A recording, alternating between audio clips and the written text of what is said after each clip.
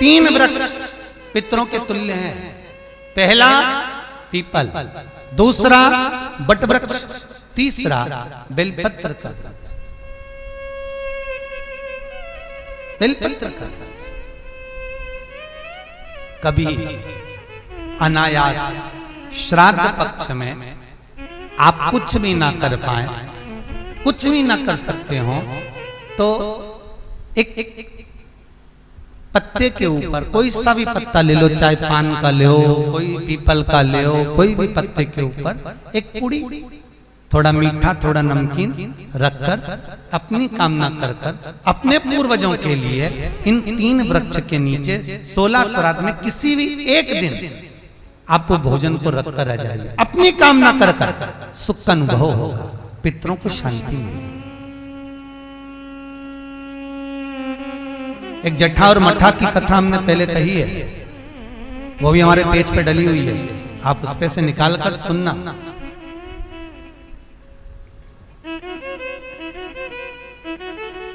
उसमें भी हमने व्याख्यान वर्णन करा जट्ठा मट्ठा की कथा। तीन वृक्ष पितरों के तुल्य हैं, तीन पक्षी पितरों के तुल्य हैं, कौवा, हंस और गरुड़।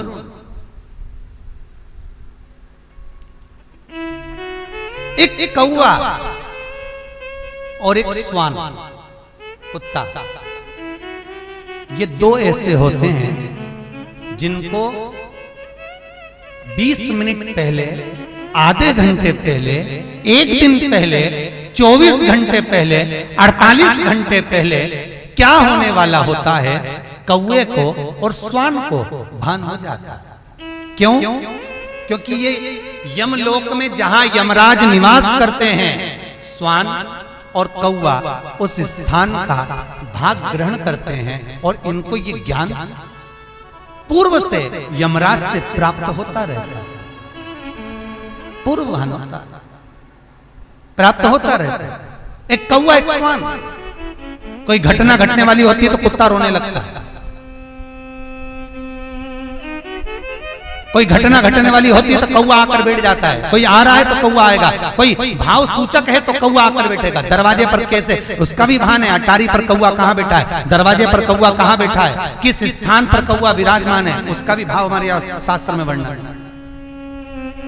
तीन पक्षी, तीन वृक्ष पितरों के तुल्य हैं। पक्षियों में कौवा, हंस और गरुड़, ये पितरों के तुल्य, जो अधोगति में मर जाते हैं, जिनको पिंड नहीं मिलता, तर्पण नहीं होता, ब्राह्मण का भोज नहीं मिल पाता, जो मर जाते हैं, जिनका अंतिम संस्कार तक नहीं होता, जिनकी गति बिगड़ जाती है, ऐसे जीव कौवे के अंश में प्रकट होते हैं, जो पूर्ण फल लेकर जाते हैं।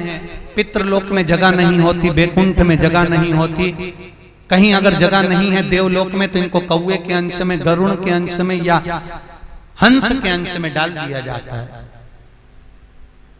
महाराज फिर अगला वर्णन किया, तीन पशु, कुत्ता, गाय और हाथी, ये पितरों के तुल्य होते हैं। शिव महापुराण की कथा कहती है, अगर श्राद्ध पक्ष में गया नहीं जा सकते तो गाय के मुख में गयासुर ने वर दिया था कि गाय के मुख में अगर कोई गया नहीं आ पाएगा तो गयासुर 16 दिन गाय के मुख में निवास करेगा, और गाय के मुख में श्राद्ध के समय पर अगर कोई रोटी देगा, श्राद्ध के समय पर जो भाग देगा, उसको गया जी में पिंड करने का पुण्य फल प्राप्त होगा। ये गयासुर का वर गौ माता के लिए था। तो गाय के मुख में 16 दिन तक गया क्षेत्र का पिंड का भाग प्राप्त हो जाए। कुत्ता, गाय और हाथी। श्वान को रोटी क्यों देते हैं? क्योंकि श्वान पितरों को अपना भाग प्रदान कर देता है, श्वान रखता नहीं है, चुका देता।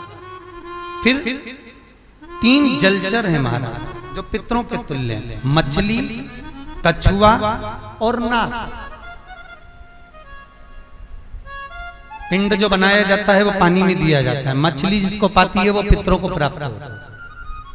कछुआ श्रावण के इस 16 श्राद्ध के अंतर्गत कछुआ यदि आपके दिए हुए भाग को पा लेता है तो वो जीव उसी समय पर तर जाता है। और महाराज नाग वो भी पितरों के तुल्य माना।